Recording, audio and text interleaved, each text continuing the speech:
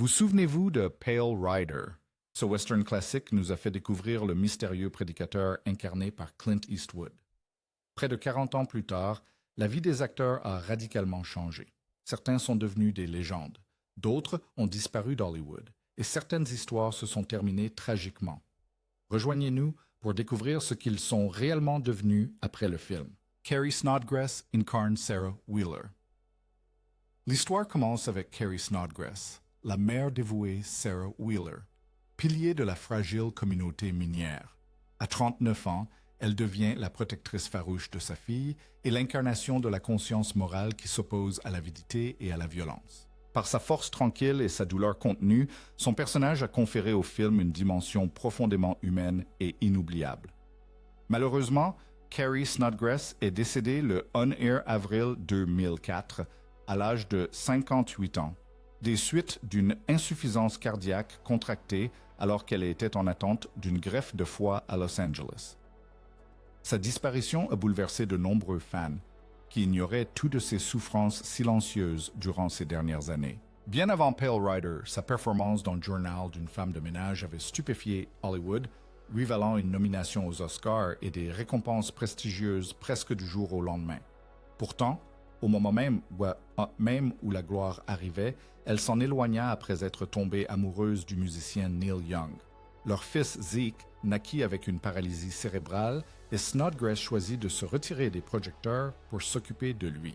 Cette décision lui a coûté de précieuses années à Hollywood et a engendré de graves difficultés financières. Parallèlement, sa relation avec Young s'est lentement dégradée sous le poids de la célébrité et de l'infidélité, la laissant le cœur brisé et en proie à une lutte acharnée pour reconstruire sa vie. Et les tragédies ne s'arrêtaient pas là. Sa relation ultérieure avec le compositeur Jack Nitzsche a pris une tournure terrifiante lorsqu'il l'a violemment agressée à son domicile. Bien qu'il ait été inculpé par la suite, elle en est restée profondément marquée. Carey a continué à travailler dans des films comme Blue Sky et des projets télévisés, tout en luttant discrètement contre la dépression et une grave maladie du foie et en s'efforçant de maintenir sa carrière. À sa mort, sa fortune était estimée à environ 2 millions de dollars. Mais la véritable histoire de Carrie Snodgrass n'a jamais été une question d'argent. C'était l'histoire d'une actrice talentueuse qui a sacrifié la gloire pour sa famille et a enduré une vie de souffrance que peu de fans ont connue. Richard Kiel dans le rôle de Club Next.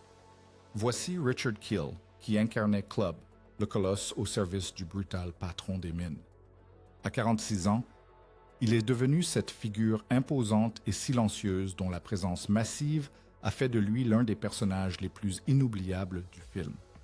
Même sans presque aucun mot, sa stature imposante instaurait une tension glaçante dans chaque scène. Malheureusement, Kiel est décédé le 10 septembre 2014. 3 jours seulement avant son 75e anniversaire, des suites d'une maladie cardiaque contractée dans un hôpital de Fresno, en Californie. Sa disparition a mis fin à la vie de l'un des acteurs de second rôle les plus emblématiques d'Hollywood. Pourtant, ses problèmes de santé avaient commencé bien avant que les caméras ne se mettent à tourner. Kiel souffrait d'acromégalie, un trouble hormonal à l'origine de sa taille hors norme de plus de 2 mètres. Enfant, il était souvent victime de harcèlement et se sentait isolé à cause de son apparence.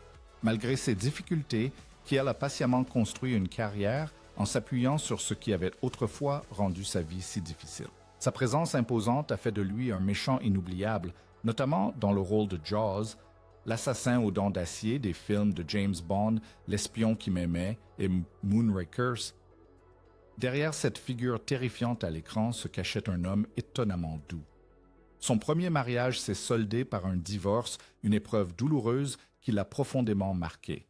Mais en 1974, il épousa Diane Rogers et leur relation dura plus de 40 ans, apportant stabilité et union à leurs 4 enfants.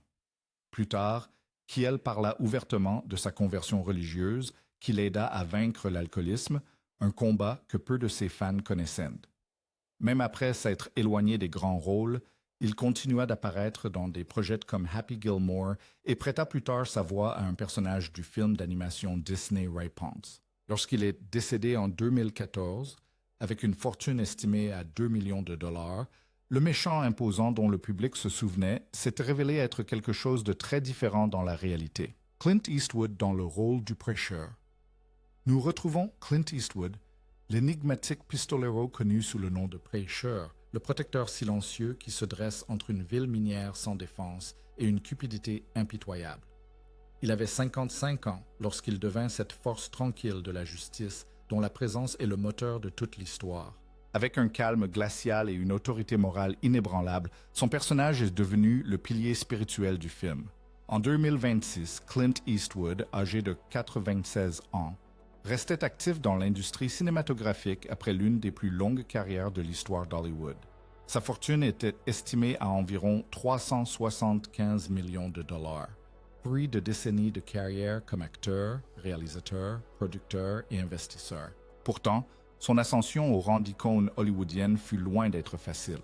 Eastwood grandit pendant la Grande Dépression, déménageant constamment au gré des recherches d'emploi de sa famille, et il accepta des petits boulots pour survivre.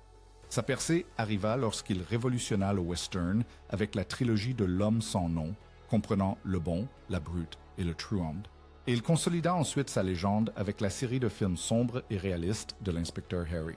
Mais malgré un succès fulgurant, la controverse l'a suivi.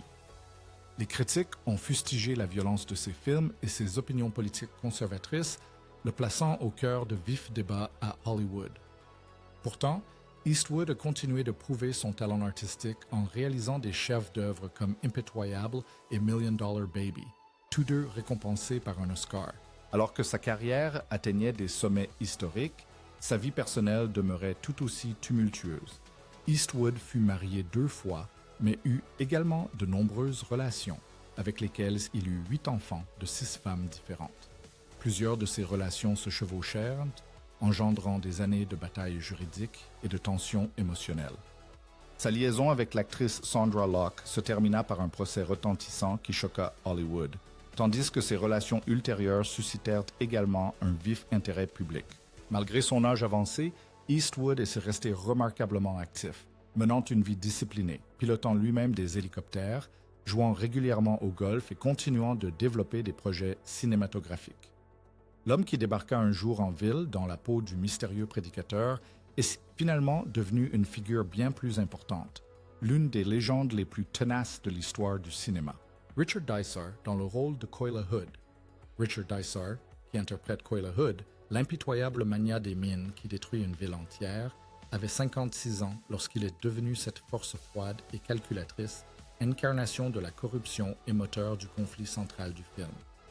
Sa présence imposante a fait de Koila Hood l'un des méchants les plus mémorables de l'histoire. Richard Dysart est décédé le 5 avril 2015, à l'âge de 86 ans, des suites d'un long combat contre le cancer, à son domicile de Santa Monica. Sa mort a marqué la fin d'une carrière qui s'était étendue sur plusieurs décennies au théâtre, à la télévision et au cinéma. Mais le chemin qu'il y avait mené n'avait pas été facile. Dysart a grandi pendant la Grande Dépression et la perte de son père a plongé sa famille dans la précarité. Le théâtre est devenu son refuge. Il s'est peu à peu forgé une réputation sur les planches avant de se tourner vers le cinéma, apparaissant dans des films comme Bienvenue, Mr. Chance et le terrifiant film d'horreur et de science-fiction The Thing. Cependant, Hollywood l'a rapidement enfermé dans un rôle stéréotypé. Les réalisateurs adoraient lui confier des rôles de figures d'autorité puissantes, de juges, de dirigeants et d'hommes d'affaires impitoyables.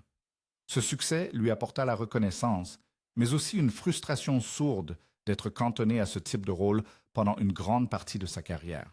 Et tandis que sa vie professionnelle progressait, sa vie personnelle était tumultueuse. Richard Dysart a traversé 2 divorces douloureux avant de trouver enfin la stabilité auprès de l'artiste Catherine Jacoby, avec qui il s'est resté marié jusqu'à sa mort. Sa carrière a ensuite connu un nouvel essor grâce à la série télévisée L.A. Law, où son rôle de Leland Mackenzie lui a valu un Emmy Award et une reconnaissance internationale. À son décès, sa fortune était estimée à environ 4 millions de dollars. Mais l'héritage de Richard Dysart est bien plus profond, celui d'un homme qui a su transformer l'adversité en force et devenir l'un des acteurs de composition les plus inoubliables d'Hollywood.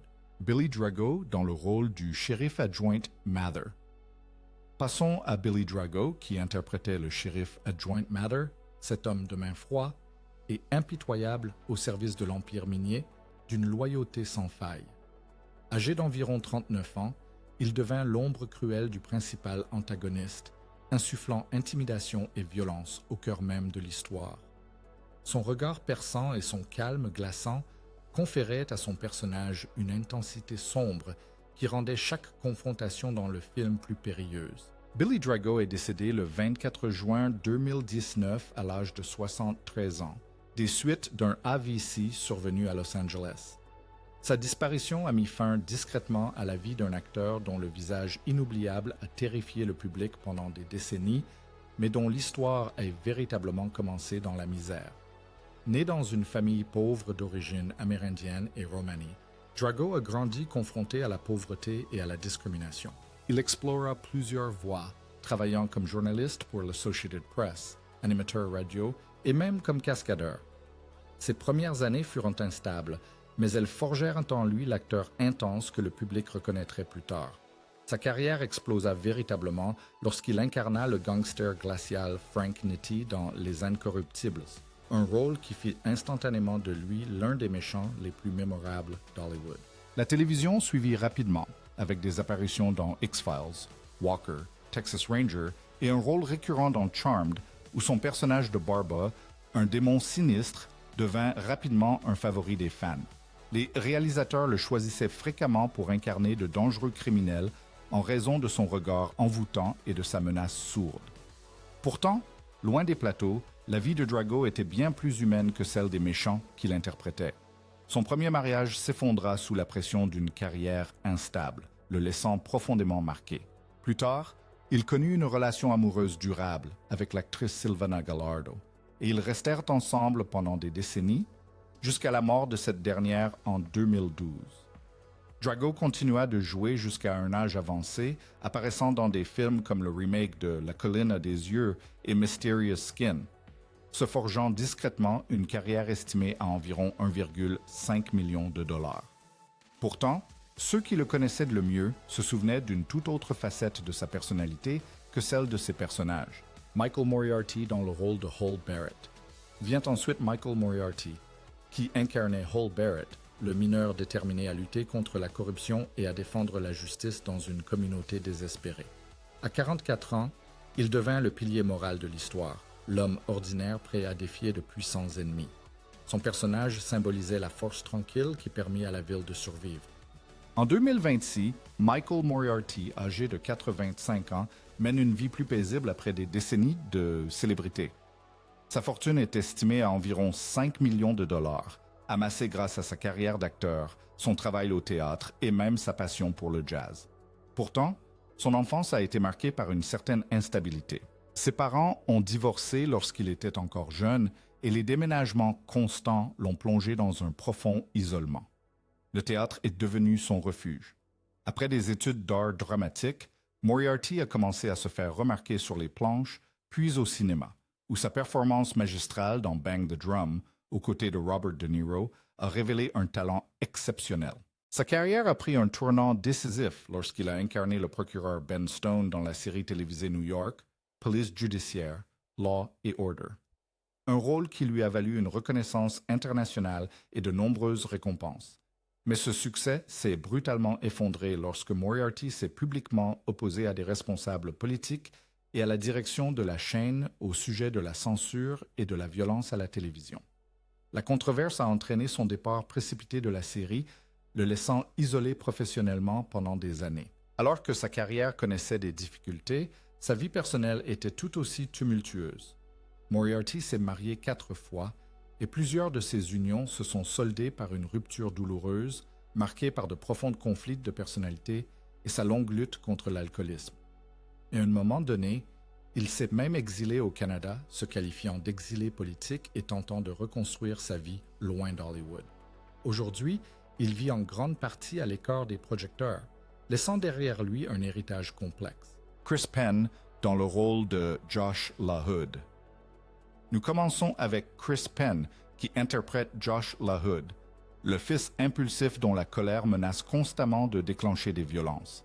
Il avait 20 ans lorsqu'il est devenu ce jeune homme instable dont les actes imprudents ont exacerbé le danger qui planait sur la ville. Son caractère était empreint de l'arrogance et de l'imprévisibilité d'un fils à papa cherchant à faire ses preuves. Malheureusement, Chris Penn est décédé le 24 janvier 2006, à l'âge de 40 ans, après avoir été retrouvé mort dans son appartement de Santa Monica.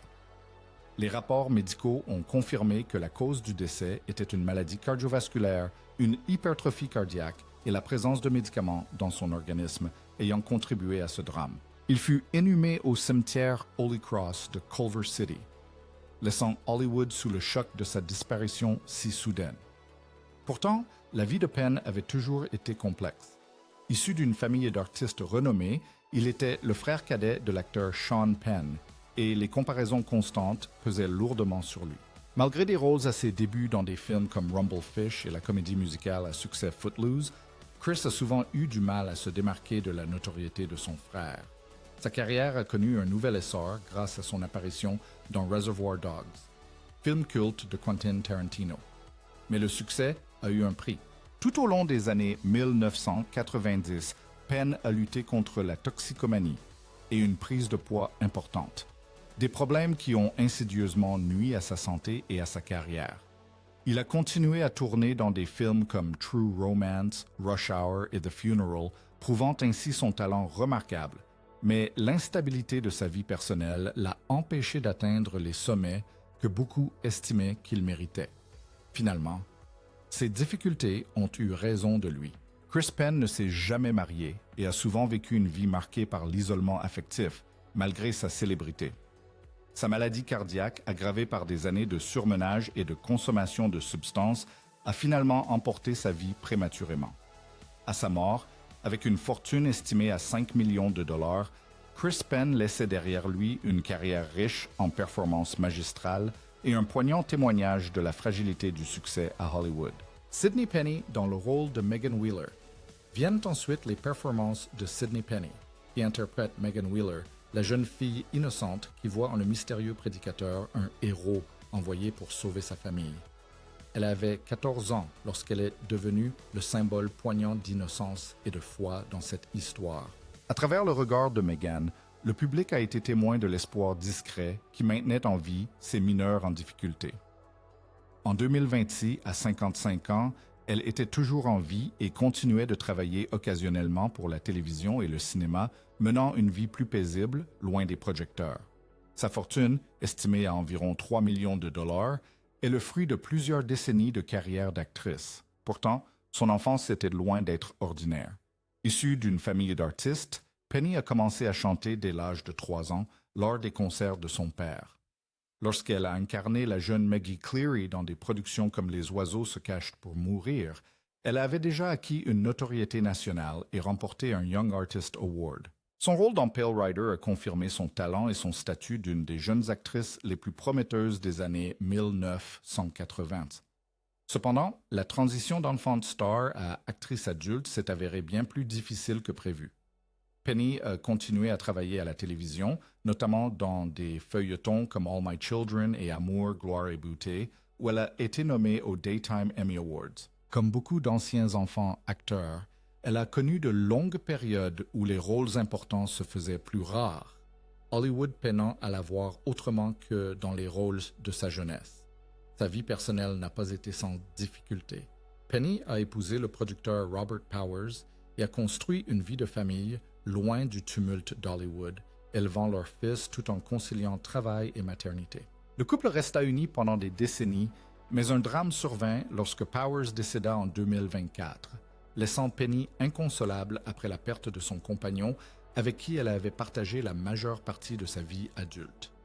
Aujourd'hui, elle vit paisiblement en Caroline du Nord, et ses fans se souviennent d'elle comme de la jeune fille qui croyait autrefois qu'un mystérieux prédicateur était venu sauver sa ville, et peut-être aussi, d'une certaine manière, son avenir. Charles Hallahan dans le rôle de McGill. Nous avons Charles Hallahan qui interprète McGill, le fidèle homme de main exécutant les ordres sans hésitation.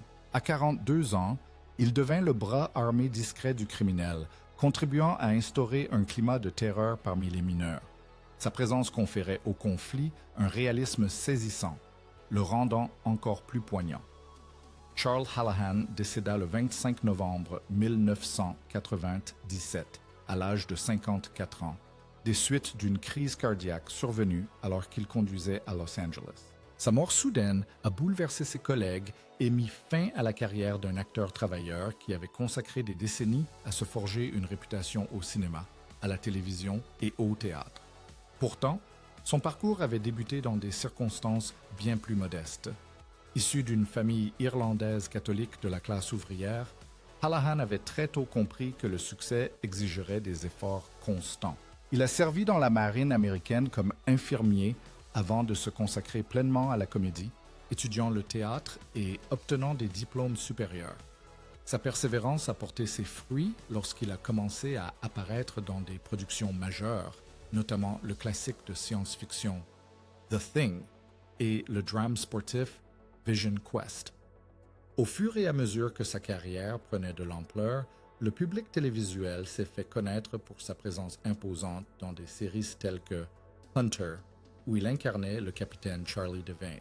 Mais tandis que sa vie professionnelle progressait, sa vie personnelle était plus instable. Son premier mariage s'est soldé par un divorce, une période douloureuse qui l'a profondément marqué avant qu'il ne retrouve le bonheur auprès de Barbara Jane Grabowski, avec qui il a eu 2 fils. Dans ces dernières années, Hallahan a continué à travailler régulièrement, apparaissant dans des films comme Executive Decision et le thriller catastrophe Le Pic de Dante, l'une de ses dernières prestations mémorables. Malheureusement, sa longue lutte contre des problèmes cardiaques a mis fin à sa vie bien trop tôt.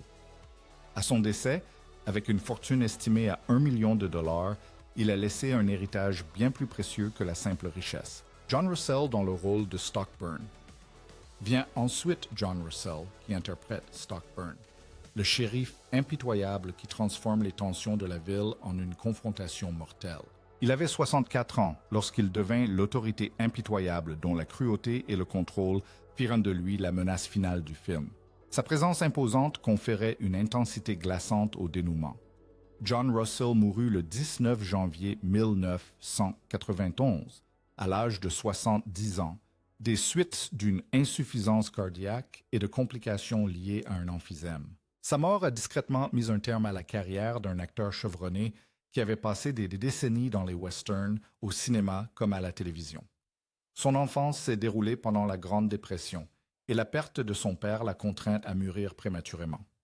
Déterminé à se construire un avenir, il s'est engagé dans le corps des Marines des États-Unis pendant la Seconde Guerre mondiale, où il a servi comme officier de renseignement dans le Pacifique avant d'être contraint de rentrer aux États-Unis pour raisons de santé. Après la guerre, il se tourna vers le cinéma et signa finalement un contrat avec la 20th Century Fox, où il commença à apparaître dans des westerns qui mettaient en valeur sa grande taille et son allure imposante. Russell acquit rapidement une grande notoriété grâce à la télévision, notamment pour son rôle du Marshal Dan Troop dans la série western à succès Lawman, qui le rendit familier au public américain. Il joua également dans des films importants comme Rio Bravo, où il incarnait un éleveur corrompu aux côtés de John Wayne. Mais le succès s'accompagna d'épreuves personnelles. Russell connut 2 mariages qui se soldèrent par un divorce, et des amis révélèrent plus tard qu'il luttait contre une forte dépendance à l'alcool et au tabac, des habitudes qui finirent par nuire à sa santé. Dans ces dernières années, il continua à apparaître dans des westerns et à la télévision, incarnant souvent des personnages puissants ou moralement complexes. L'un de ses rôles les plus marquants de la fin de sa carrière fut celui de Stockburn, qu'il incarna avec une autorité glaçante aux côtés de Clint Eastwood. À sa mort, avec une fortune estimée à 500 $, John Russell laissa derrière lui une carrière de près d'un demi-siècle. Richard Hamilton dans le rôle de Jed Blankenship. Nous retrouvons Richard Hamilton, qui interprète Jed Blankenship, le commerçant au grand cœur, apportant chaleur et humanité dans une ville où règne la peur. À 65 ans, il devint ce pilier moral discret dont la bonté rappelait aux mineurs en difficulté que la compassion existait encore. Sa présence sereine apporta à cette histoire l'un de ses rares moments de paix. Richard Hamilton s'est éteint le 21 décembre 2004, à l'âge de 83 ans, paisiblement chez lui, dans les monts Catskill, de cause naturelle. Sa longue carrière s'acheva discrètement, à l'image des personnages humbles qu'il incarnait souvent. Pourtant, son enfance fut loin d'être paisible. Issu d'une famille pauvre de Chicago, Hamilton fut contraint de quitter l'école prématurément et de travailler pour subvenir aux besoins de sa famille. Le théâtre devint finalement son refuge face à cette dure réalité. Après des études d'art dramatique et des prestations à la radio et sur scène, il se forgea peu à peu une réputation d'acteur de caractère fiable au cinéma et à la télévision. Sa carrière s'étendit sur plusieurs décennies, marquée par des apparitions mémorables dans des films comme Men in Black, où il incarnait le premier partenaire de Tommy Lee Jones, et dans de nombreuses séries télévisées, dont New York, Police Judiciaire. Bien qu'il n'ait jamais été une vedette de premier plan, Hamilton est devenu le genre d'acteur sur lequel les réalisateurs comptaient pour enrichir discrètement chaque projet auquel il participait. Mais sa vie personnelle était marquée par de profondes blessures émotionnelles. Marié et père de famille, il a néanmoins subi un traumatisme indélébile suite à la perte d'un enfant, un événement qui, selon ses amis, l'a changé à jamais. Même en continuant à jouer jusqu'à un âge avancé, il est resté un homme discret et réfléchi. À sa mort, avec une fortune estimée à 8 cents $0, Richard Hamilton avait laissé derrière lui une carrière plus riche de sens que la célébrité. Fran Ryan dans le rôle de Mae Blankenship. Vient ensuite Fran Ryan, qui incarnait Ma Blankenship, l'aubergiste au caractère bien trempé et à la langue acérée, qui a contribué à maintenir la cohésion de la petite communauté durant ces moments les plus sombres. Elle avait 69 ans lorsqu'elle devint cette matriarche intrépide dont la détermination insuffla à la ville une force intérieure. Son caractère montra que la force pouvait parfois surgir des endroits les plus inattendus. Fran Ryan s'est éteinte le 15 janvier 2000, à l'âge de 83 ans, de cause naturelle, mettant ainsi un terme à une longue carrière au cinéma et à la télévision. Ses cendres reposent désormais auprès de sa mère, au cimetière Holy Sepulchre en Californie. Pourtant, la vie de Ryan avait été marquée par le chagrin bien avant que le public ne connaisse son nom. Jeune artiste, elle avait fait des tournées avec l'USO pendant la Seconde Guerre mondiale, divertissant les troupes américaines à l'étranger. Mais sa vie personnelle fut bouleversée par la tragédie. Son premier mari, Walter Wayne, mourut dans un accident d'avion alors qu'elle était enceinte de leur enfant. 2 ans plus tard seulement, son second mari, Howard Schaefer, périt lui aussi dans un accident d'avion et son corps ne fut jamais retrouvé. Malgré ces pertes dévastatrices, Ryan refusa de renoncer à la vie ni à sa carrière. Elle continua à jouer dans des séries télévisées telles que La Petite Maison dans la Prairie, le Andy Griffith Show et Green Acres, devenant un visage familier du public américain. Sa forte personnalité la prédestinait au rôle de personnage têtu mais attachant. Dans ces dernières années, Fran Ryan s'est restée active à la télévision et au cinéma, apparaissant dans des productions comme Gunsmoke et diverses séries humoristiques qui mettaient en valeur son humour incisif. Malgré des épreuves personnelles plus difficiles que la plupart des gens ne peuvent l'imaginer, elle a continué à travailler avec détermination jusqu'à la fin de sa vie. À son décès, avec une fortune estimée à $1 million, Fran Ryan a laissé un héritage qui ne se définit ni par la richesse ni par la célébrité, mais par l'extraordinaire résilience d'une femme qui a surmonté les épreuves et a continué à jouer pendant près d'un demi-siècle. Après 4 décennies, la distribution de Pale Rider a connu des changements que peu de fans auraient pu imaginer. Alors, quelle transformation vous a le plus surpris parmi les acteurs de Pale Rider d'hier et d'aujourd'hui? Dites-le nous dans les commentaires ci-dessous. Et si vous avez apprécié de revoir ces acteurs légendaires, n'oubliez pas de liker la vidéo et de vous abonner pour découvrir d'autres anecdotes sur les distributions de films cultes.